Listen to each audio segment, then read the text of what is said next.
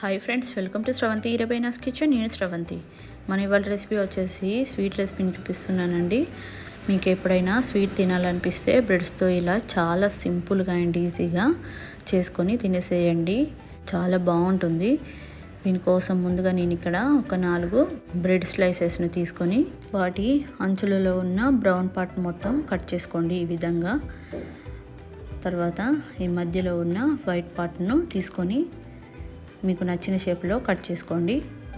నేను ఇక్కడ ట్రయాంగిల్ షేప్లో కట్ చేస్తున్నాను. మధ్యలోకి ఇలా కట్ చేసుకొని వీటిని రెడీగా పక్కన పెట్టుకోండి.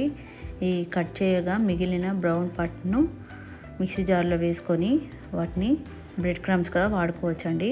తర్వాత పొయ్యి వెలిగించి కడాయి పెట్టుకొని ఇలాంటి వెడల్పాటి కడాయి పెట్టుకొని 2 టేబుల్ స్పూన్ల నెయ్యిని యాడ్ చేసుకొని అది కొద్దిగా వేడైన తర్వాత మనం కట్ చేసుకొని పెట్టుకున్న బ్రెడ్ స్లైసెస్ను ఇందులోకి యాడ్ చేసుకొని మంట లో టు మీడియం ఫ్లేమ్లో పెట్టుకొని అది ఒకవైపు కాలిన తర్వాత మరొక వైపు తిప్పుకుంటూ 2 వైపులా కూడా ఈవెన్గా కాల్చుకోండి. అది కొద్దిగా గట్టిపడేంత వరకు.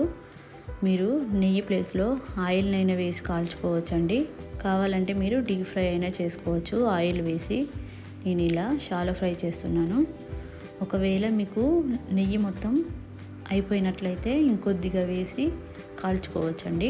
ఇవి ఇలా 2 వైపులా కూడా కాలిన తర్వాత వెంటనే తీసి ఒక ప్లేట్లోకి వేసుకోండి.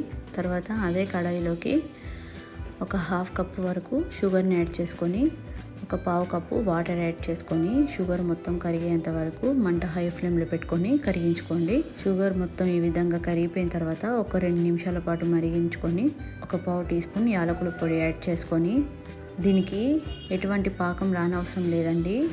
ఇలా కొద్దిగా స్టిక్కీగా అయితే సరిపోతుంది.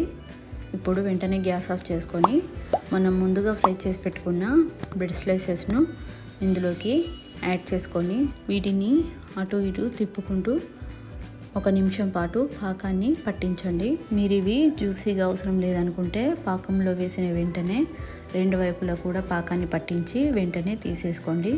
చూసారు కదా, ఇదే విధంగా అన్నీ కూడా బ్రెడ్ స్లైసెస్ను పాకాన్ని బాగా పట్టించి ప్లేట్లోకి తీసుకోండి. అంతేనండి, బ్రెడ్తో స్వీట్ రెడీ అయిపోయింది. ఇలా చాలా ఈజీగా అండ్ సింపుల్గా చేసుకోవచ్చండి. చాలా అంటే చాలా టేస్టీగా ఉంటుంది. 5 నిమిషాల్లోనే రెడీ చేసుకోవచ్చు. ఎప్పుడైనా మీరు ఇలా స్వీట్ తినాలి అనిపిస్తే ఇలా ట్రై చేయండి. చాలా సింపుల్గా అయిపోతుంది. చాలా బాగుంటుంది టేస్ట్ కూడా. మరి ఈ వీడియో మీకు నచ్చితే లైక్ చేయండి, షేర్ చేయండి, కమెంట్ చేయండి, సబ్స్క్రైబ్ చేయండి. Thanks for watching.